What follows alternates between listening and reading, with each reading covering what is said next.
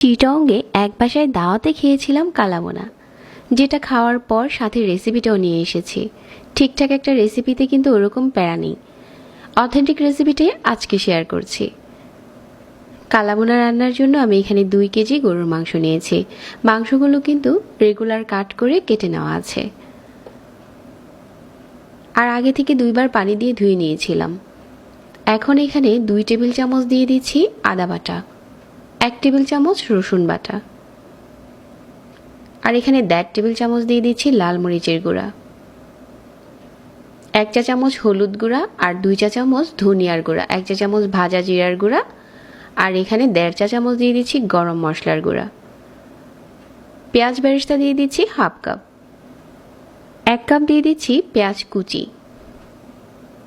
এখন এখানে কিছু আস্ত গরম মশলা দিয়ে দিচ্ছি, 2 টুকরো দারচিনি, 2-3টার মতো তেজপাতা, এখানে বড় এলাচ, লং, গোলমরিচ, আর হচ্ছে ছোট এলাচ। 1 চা চামচ লবণ দিয়েছি। বেরেস্তা ভাজা তেল দিয়ে দিলাম হাফ কাপ। সবগুলো মশলা এখন হাত দিয়ে ভালো করে মাখিয়ে নিচ্ছি। মশলা মেশানোর কাজটা হাতেই করতে চেষ্টা করবেন। এভাবে করে সবগুলো মশলা মেশানো হয়ে যাওয়ার পর এটা আমি রেস্টে দিয়ে দিচ্ছি 1 ঘন্টার জন্য। তারপর চুলাতে বসিয়ে দিলাম আর মিডিয়াম আঁচে জাল করে নিয়েছি। একটু নেড়েচেড়ে দিয়ে ঢাকনা দিয়ে ঢেকে দিচ্ছি।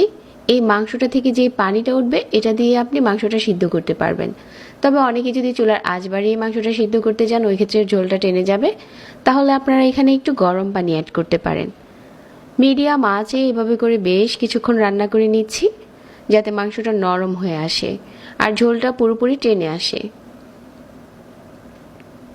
শুধু মাঝে মাঝে একটু নেড়ে দিলে হয়ে যাবে। এভাবে করে বেশ কিছুক্ষণ কষিয়ে নিয়েছি, আর এখন দেখতে কালারটা ঠিক এরকম হয়েছে। এই পর্যায়ে কালাবোনাটা বাগার দেওয়ার জন্য রেডি হয়ে গেছে।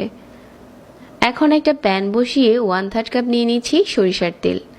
কালাবোনা অবশ্যই সরিষার তেলে বাগার দিতে হয়, তা না হলে দারুণ একটা স্মেল আসে না।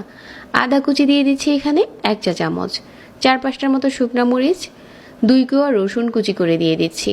সরিষার তেলের সাথে এগুলো ভেজে যে মাংসটা আগে থেকে আমরা বোনা বোনা করে রেখেছিলাম এটা এখন দিয়ে দিলাম। কালাবোনাটা বাগার দেওয়া হয়ে গেছে। এই পর্যায়ে এখানে দিতে হবে কিছু আস্ত পেঁয়াজ পাপড়ি করে নিয়েছি আগে থেকে, ওটা দিয়ে দিতে হবে। আর কিছুই লাগবে না। চিটংয়ের অথেন্টিক কালাবোনাটা নাকি এভাবেই রান্না হয়। আমি যেই বাসায় দাওয়াত খেয়েছিলাম ওইখান থেকেই আজকের এই রেসিপিটা নেওয়া। খুব সিম্পল এই রান্নাটা, আমি বাসায় কয়েকবার করেছি, খেতে মন্দ না। চাইলে আসছে ঈদে এই কালাবোনাটা রান্না করতে পারেন একদম সিম্পল রেসিপিতে। আশা করছি আমার আজকের সহজ রেসিপিটা সবার ভালো লেগেছে। প্রতিনিয়ত নতুন রেসিপি পেতে পেজ ফলো করে রাখবেন।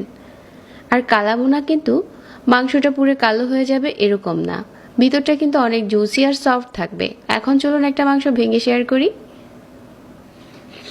সবাইকে ধন্যবাদ জানিয়ে আজকে এখানেই বিদায় নিচ্ছি। আল্লাহ হাফিজ।